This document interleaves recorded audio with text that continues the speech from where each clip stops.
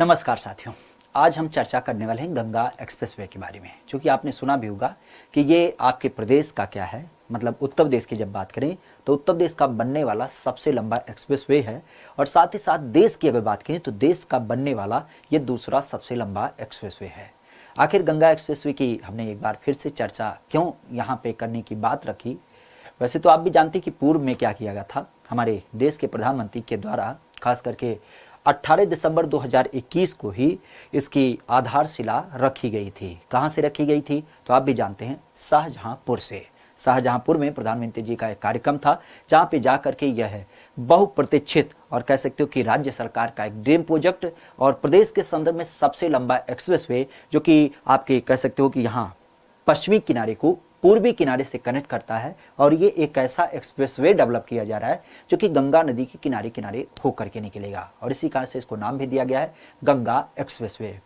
पुनः इसके चर्चा की जो बात आई है वह यूँ आई है क्योंकि कोई भी प्रोजेक्ट जो होता है वह पहले अनाउंस कर दिया जाता है, लेकिन उस प्रोजेक्ट को पूरा करने के लिए रास्ते में कई सारी बाधाएं आती हैं।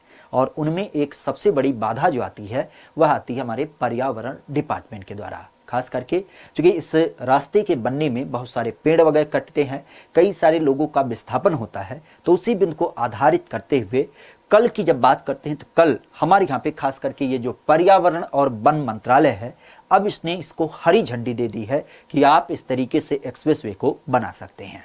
तो विशेष ध्यान रखिएगा कि हमारे यहाँ पे पर्यावरण और वन मंत्रालय के द्वारा इस गंगा एक्सप्रेसवे को हरी झंडी दे दिया गया।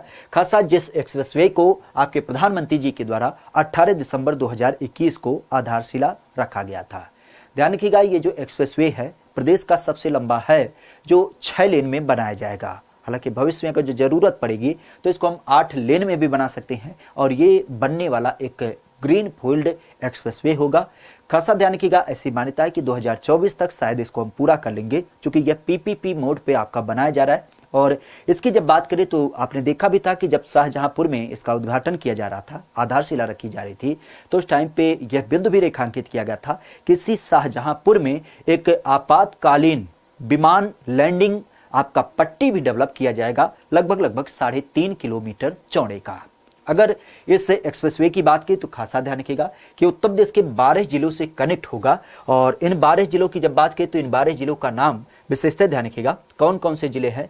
तो यहाँ पे आप देख सकते हैं कि इसकी शुरुआत हो रही है मेरठ से। और मेरठ के संबंध में अगर मेरठ से इसके शुरुआत की बात करें तो मेरठ से इसका शुरुआत हो रहा है। और मेरठ से शुरू होते होते ये हापुड़, फिर आपके ज्योतिबा फुले नगर जिसको हम खास करके अमरोहा के नाम से जानते हैं, फिर संभल और साथ ही साथ शाहजहांपुर, आपका बदायूं, फर्रुखाबाद, हरदोई, उन्नाव, रायबरेली, प्रतापगढ़ और फिर आपके प्रयागराज। तो इस तरीके से उत्तर प्रदेश के 12 जिलों को कनेक्ट करेगा। जहां पे मेरठ में बिजौली नाम का गांव है, वहां से इसकी शुरुआत हो रही है और अंततः प्रयागराज में एक गांव पड़ता है जुदापुर दांडू करके, तो वहां तक इसकी कनेक्टिविटी होगी।